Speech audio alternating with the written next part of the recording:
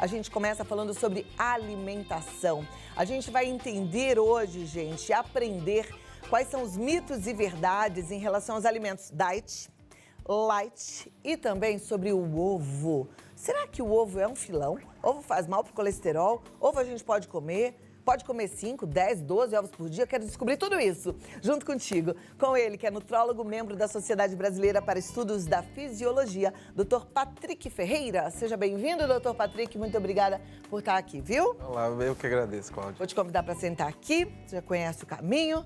Eu sento nesse cantinho e assim a gente já conversa, então, sobre alimentação.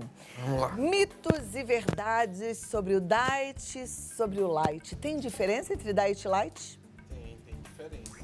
É de extrema importância a gente falar sobre isso, porque, inclusive, recentemente eu estava lendo alguns trabalhos e eles publicaram uma pesquisa que brasileiro não olha rótulo. Então, assim, isso já é algo importante. A gente só olha realmente diet. Eu acho que seu microfone não tá bom. Pode vir, Bruno. Olha, a gente tem um assistente tão bonito, pode aparecer na televisão, dar tchauzinho, jogar beijinho. Não é verdade, gente? Mas vamos lá, doutor Patrick, eu acho que agora seu áudio tá melhor. Agora então, tá existe melhor? diferença entre light e diet e o doutor Patrick estava falando que existem pesquisas que mostram que os brasileiros não têm o hábito de ler rótulo. Exatamente. Então, assim, a gente só olha isso. É diet, é light ou zero? Lógico, a diferença é: diet é sem açúcar.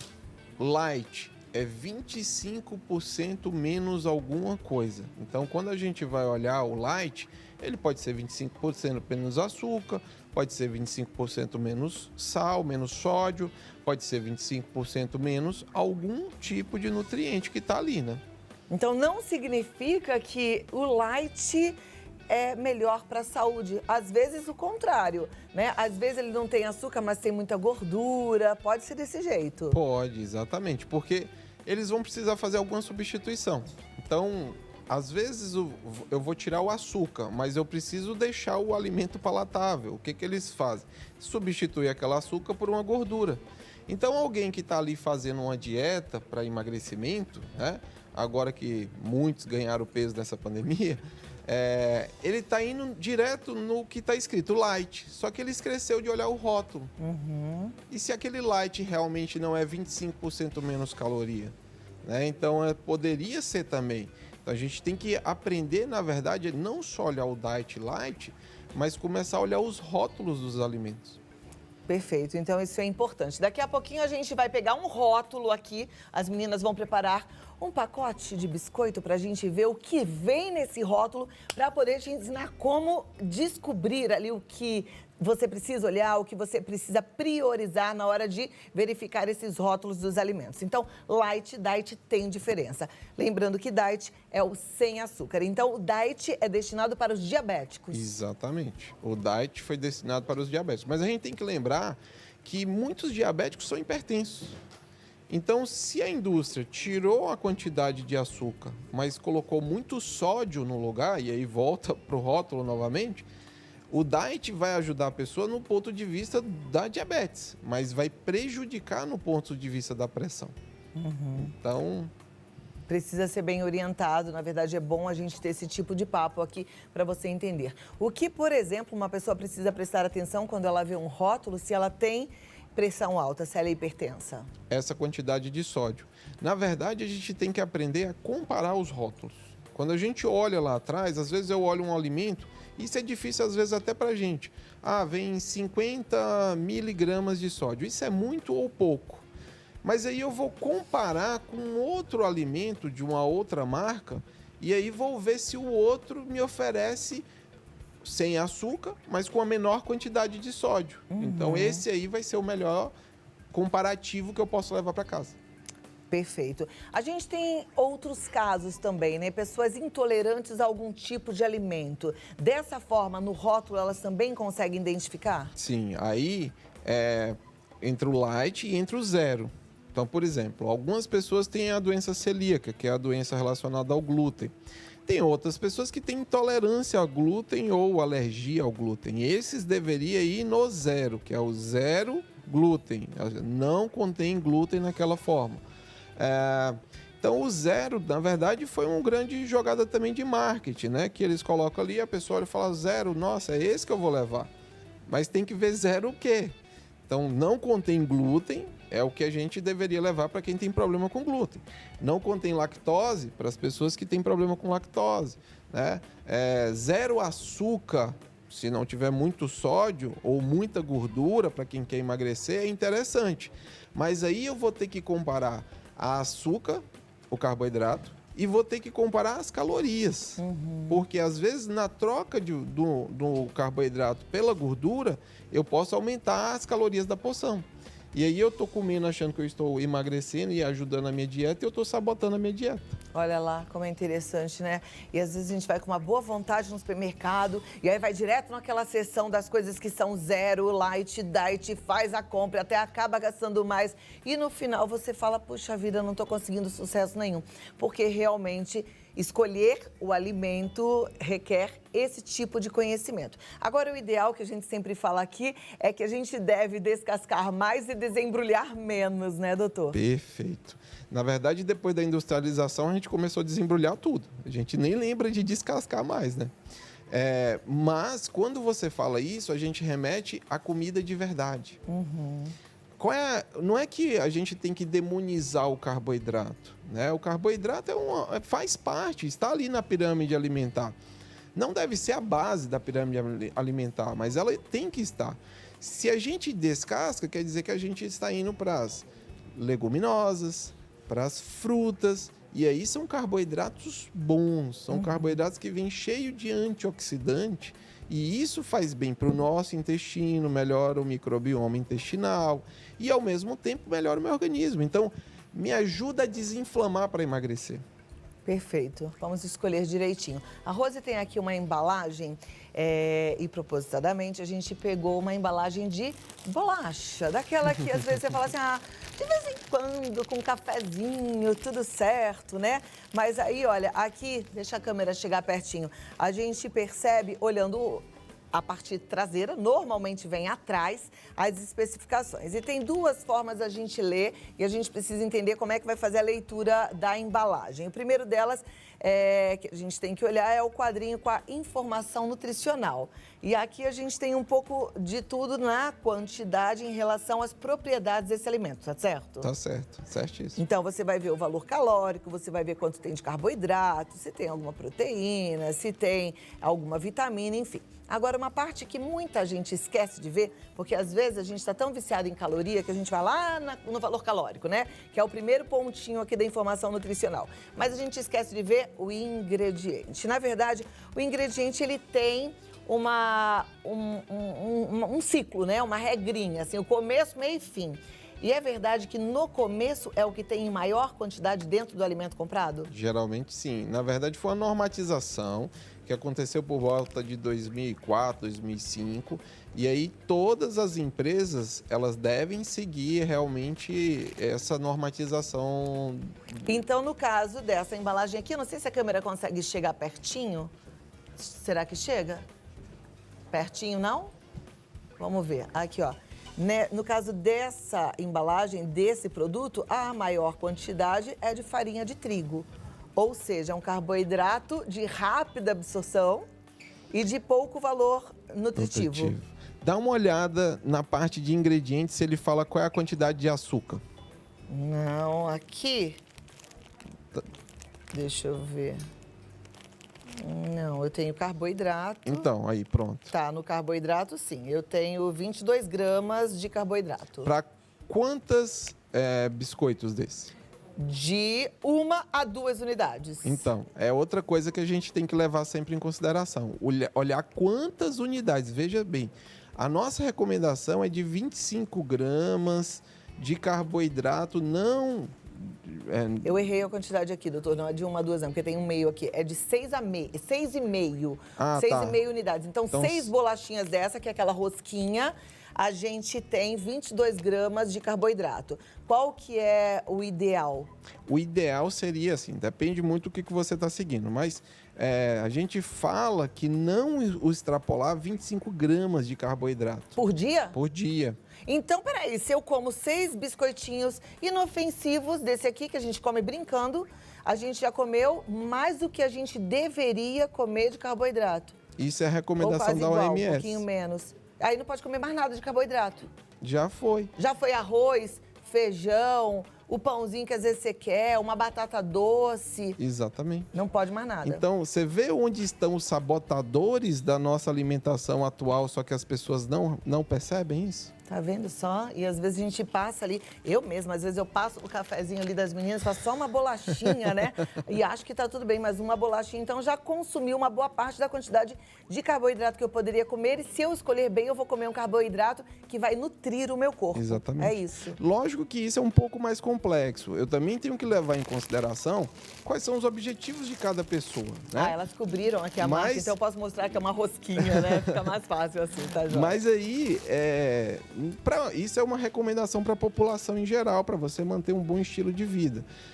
Se eu estou falando de uma pessoa que tem um bom estilo de treino, segue um treino diário, isso vai ter um cálculo por quilo de peso que a gente acaba fazendo. Mas uma recomendação geral para a população seria não extrapolar isso. E a gente esquece de olhar esses ingredientes. E ainda é mais cruel, porque às vezes você olha lá, então a gente está falando carboidrato, vai virar açúcar, porque vai virar glicemia no sangue. Mas a população em geral não sabe disso. Então você olha, tá 0 açúcar, por isso que eu fiz a pergunta de propósito. E às vezes em cima tá, para cada 6 porções, 15 gramas de carboidrato. É a mesma coisa. Quando a gente vai nos ingredientes, a gente não tá lá escrito açúcar, mas está escrito a farinha, está escrito a sacarose, está escrito a maltodextrina. Então, são tipos de açúcar que estão também escondidos pela indústria para tornar isso palatável, agradável, por isso que é tão bom, né?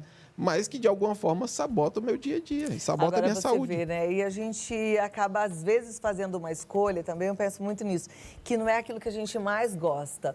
Por exemplo, hoje a gente vai aprender a fazer um bolinho gelado, né? Que às vezes é mesmo irresistível e que eu acho que a gente pode de vez em quando comer. Mas se você já tem o hábito de ficar comendo um monte de biscoitinho que nem te agrada tanto durante o dia, um monte de outros tipos de açúcares que nem te dão aquela coisa assim de, puxa vida, que delícia esse bolinho no momento festivo, aí chega na hora do bolinho, é ainda um excesso, né? Então a gente precisa realmente saber fazer boas escolhas.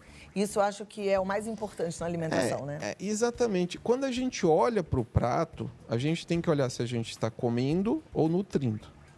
Se a gente, vamos supor, segunda a sexta, segue essa forma, eu estou olhando para o prato, eu vejo ali um prato de macarrão e arroz. Estou comendo. Se eu vejo um prato variado, com beterraba, abóbora, ou seja, eu estou falando de carboidrato também, mas eu estou me nutrindo, né? E eu segui essa dieta de segunda a sexta, ou vamos falar reeducação alimentar, ou plano alimentar, porque a palavra dieta sempre traz uma tonalidade muito forte aí, né? Que as pessoas acham que é algo que te limita.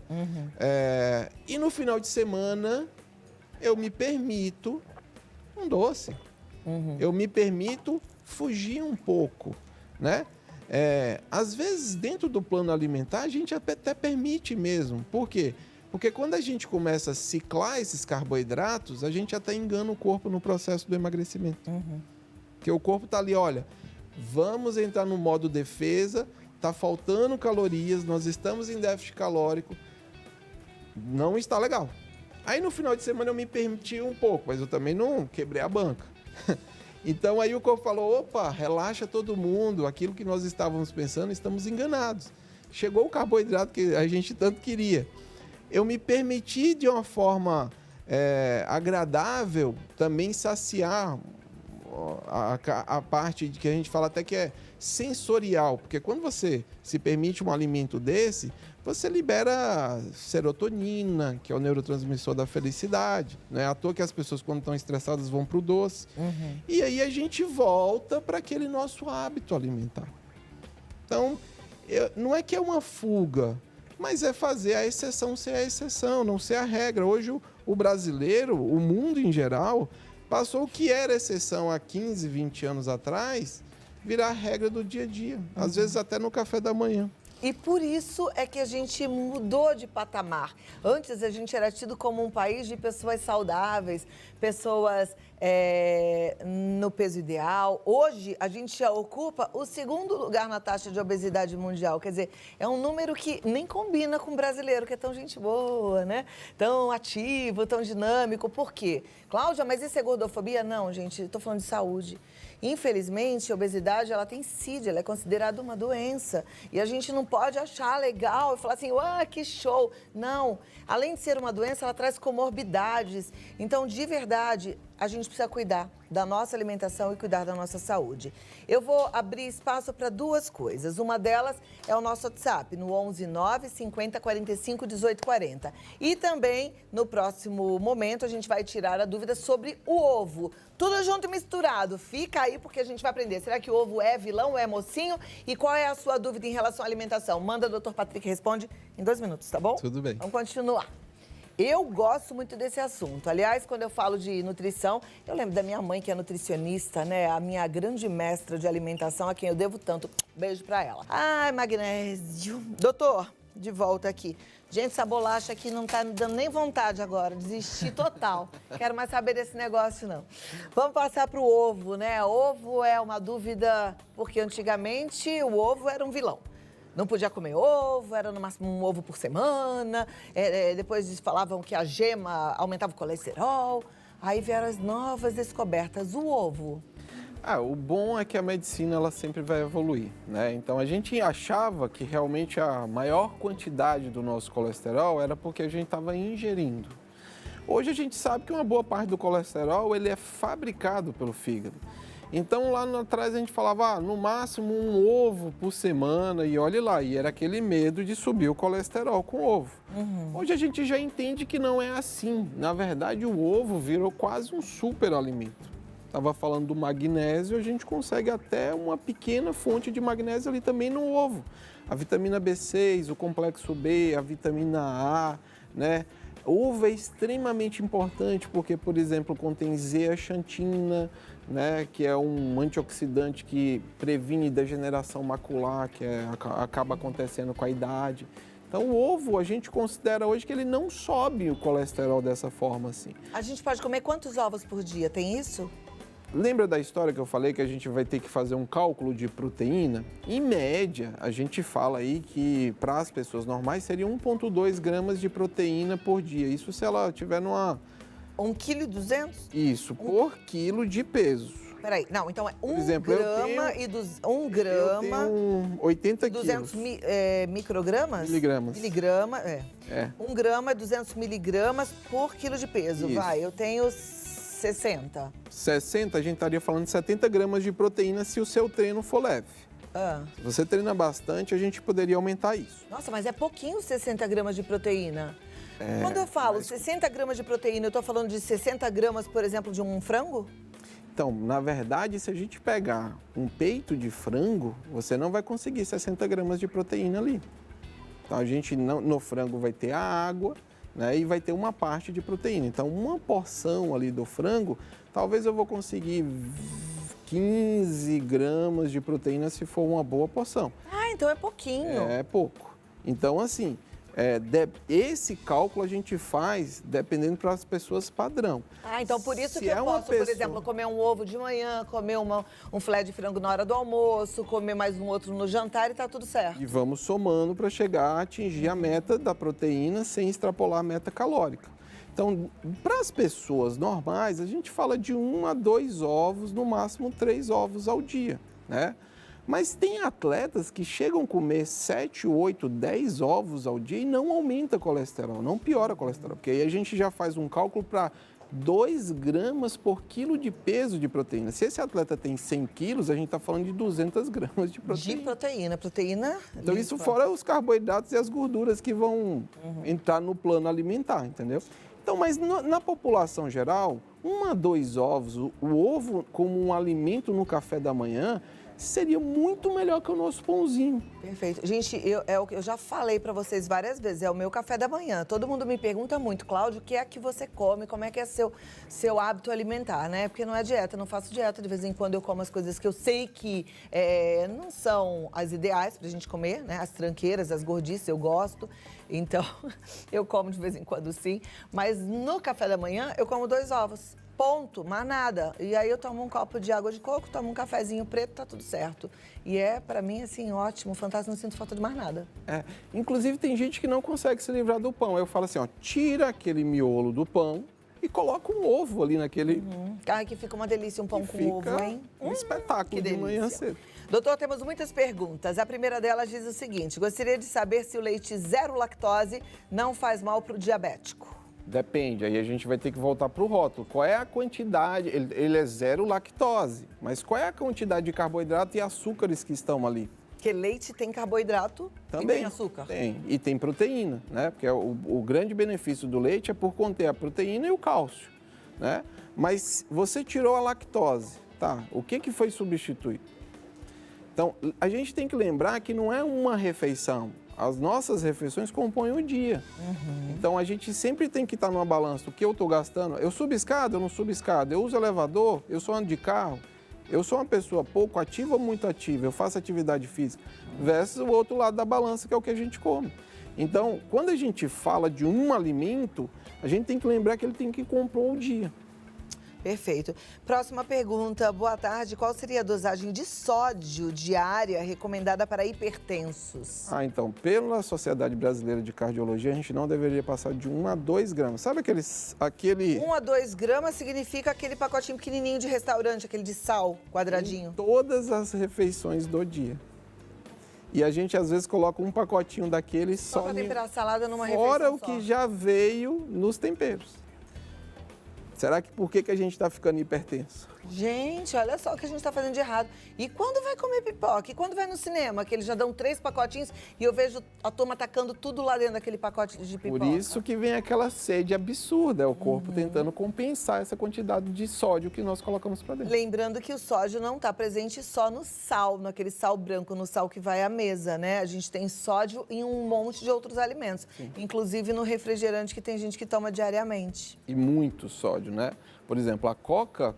Desculpa, eu falei, mas o refrigerante, quando é light, não tem problema. Ele acaba substituindo muito pelo sódio. Então, por exemplo, light, tirou aqui, 0 açúcar, diet. Se for olhar para o hipertenso, a comparativo do diet e o normal, teoricamente era melhor ele tomar o normal. Já ouvi isso também. Porque o normal tem menos sódio. O ideal é não tomar sempre, mas quando for tomar de vez em raro, aí toma já o normal. Exatamente. Não.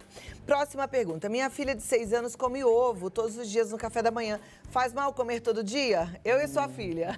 Não, de forma nenhuma. Ela tá corretíssima. Eu acho que o ovo no café da manhã é fantástico. Sempre comi, gente, desde criança. Minha mãe sempre falou um ovinho por dia, pãozinho com ovo quando eu era pequena. Que delícia. Agora a próxima. Olá, me chamo Maria das Graças de Copacabana, Rio de Janeiro. Um beijo, Maria das Graças. Um beijo para os meus conterrâneos. Gostaria de saber sobre quais os alimentos que fazem mal para enxaqueca. Olha, isso é muito relativo, mas tem pessoas que, por exemplo, vai tomar café, aí a cafeína acaba aumentando essa estimulação cerebral e potencializa. Algumas outras pessoas são bem atípicas, né? Ela vai tomar um iogurte e dá dor de cabeça. Fala assim, mas como? O iogurte não era para ter isso. Então, assim, a pessoa, eu falo que a enxaqueca é quase igual a gastrite, né? A gente fala assim. Você tem que sentir o seu organismo. O que realmente faz você desencadear a crise e o que não faz. Porque não existe uma receita de bolo. Mas óbvio que alimentos que são mais estimulantes, que tem chá verde, cafeína, elas vão potencializar a enxaqueca. E na enxaqueca a gente tem que lembrar do magnésio. Estamos falando aí, o magnésio às vezes resolve quadros de cefaleia crônica, lógico que não é assim, se a enxaqueca é clássica, existe todo um tratamento a ser feito. Mas hoje a gente tem muito déficit mesmo de magnésio nos nossos alimentos. O nosso solo, infelizmente, é pobre. E a gente às vezes faz reposição do magnésio em alguma forma ou individual e a pessoa fala assim, nossa, mas aquela dor de cabeça que eu tinha no final do dia, que eu achava que era uma enxaqueca, sumiu. Então, assim, é sentir o alimento e fazer a reposição dos nutrientes certos. Ok. Acabou meu tempo, gente? Que pena, porque tem um monte de perguntas Tava tão aqui. bom, né? Eu amo esse bate-papo sobre saúde e alimentação, porque a saúde começa mesmo naquilo que a gente come, né? Começa pela boca, não tem jeito. Mas eu vou te convidar para voltar para a gente continuar falando sobre dieta, emagrecimento, escolha dos alimentos e muito mais, tá bom? Eu que agradeço. Muito obrigada. O doutor Patrick Ferreira, ele tá no DR Patrick Ferreira, com CK no final do Patrick, tá? DR Patrick Ferreira no Instagram e o telefone de contato é o 11 9 4508 4277. Até a próxima. Até a próxima. Juliana. Olha, para nossa telespectadora que perguntou sobre enxaqueca, vou passar uma experiência minha, porque eu também sofro com as enxaquecas. Eu descobri muito sobre a minha enxaqueca nos aplicativos sobre dor de cabeça. Tem muitos. Pode entrar aí no seu telefone celular, vai lá na lojinha de aplicativos. Normalmente eles são gratuitos. Coloca dor de cabeça, você vai encontrar um monte de aplicativo. Porque é bom a gente fazendo o diário da enxaqueca, o diário da dor de cabeça, para você tentar entender o que acontece antes do pico da enxaqueca, né? Dela aparecer. Eu cheguei à conclusão que o meu tá ligado a um monte de fatores. Então, assim, se eu dormir muito, se eu durmo pouco, se eu tomo sol pesado na cabeça, se eu exagero no exercício físico e deixo minha frequência cardíaca subir muito, né? Se eu exagero com alguma alimentação. Vinho é uma coisa, então, que, ó, só de olhar eu já fico até pensando assim, melhor não, porque a enxaqueca vem. Então, a gente tem que se conhecer. E aí, se conhecendo, a gente administra melhor. A gente conversou outro dia com a neurologista a doutora Ana Paula Pena, já falamos outras vezes com outros médicos aqui, mas enxaqueca tem várias situações. E na enxaqueca é importante você ter um acompanhamento médico, porque aí também tem o remedinho certo para a hora da crise, tem os profiláticos quando elas são exageradas. E como o doutor falou agora, olha, gente, suplementos maravilhosos como o magnésio, que pode te ajudar também. Então, não fica sofrendo não, busque ajuda porque tem solução.